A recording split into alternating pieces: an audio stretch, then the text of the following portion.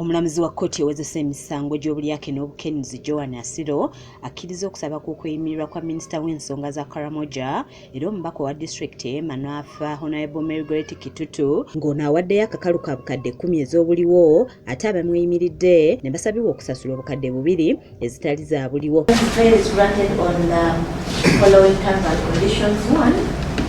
Everyone is going to make a cash deposit of 10 million shillings. Sureties. Each of you is bonded to 200 million shillings, not cash.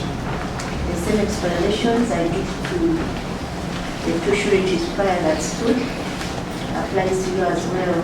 Leero Minisita Kitutu wamu ne mwannyina Naboya Kitutu Michael bakomezeddwawo mu kkooti okusobola okuddamu okuteekamu okusaba kw'okweyimirirwa kwabwe ku misango 6 egye bavunaanibwa. Okusooka minisita yaleeta abantu 4 wabula 3 ne bagaanibwa okumweyimirirwa okwali ne bba Michael Kitutu nga bano babagoba olw'obutaba na bisaanyizo bimatiza kkooti ng'omu yekka nga ye mubaka wa Mbale Wambede Seif ye yakkirizibwa. Leero bannamateeka ba minisita okubadde bya Mukama Jude, Michael Wamasevu ne John Musime abeeyimirira minisita ono okubadde ab'emikwano ababaka abakulembeze b'ennono wamu n'omusuubuzi omututunufu mu disitulikiti ey'Embale okumweyimirira asobole okuva mu nkomyo olwawoze ng'ava bweru.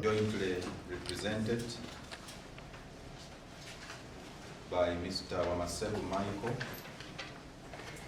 Musime John, Mr. Byamukama Jude.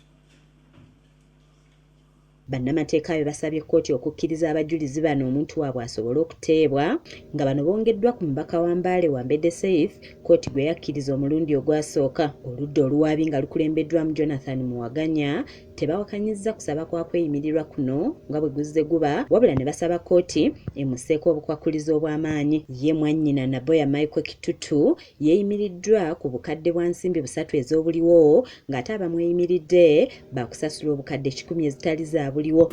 On the following terms and conditions,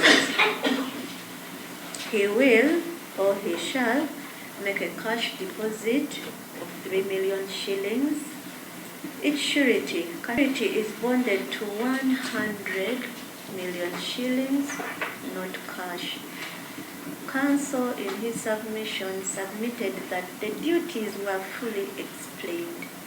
Omulamuzi ayongeddeyo okuwulira omusango guno okutuusa ng'ennaku z'omwezi 27 omwezi guno nga ku luno n'omuwawaabirwa owookubiri Abaho Joshua lwasuubirwa okulabikako mu kkooti ng'omulamuzi bwe yalagira. Oluvannyuma twogeddeko n'abamu ku bagoberera omusango guno okubadde ob'oludda lwa Kitutu abakulembeddwamu munnamateeka we Byamukama Jude nga bano balaza ssanyu olw'ekyo ekituukiddwako.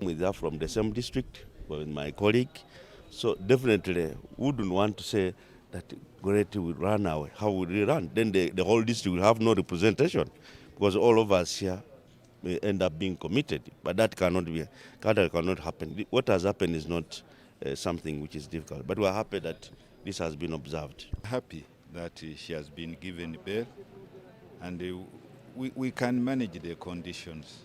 And she's a lady of integrity. I'm sure she won't let us down. So we look forward to the process of law and hopefully at the end of the day, whatever begins must end.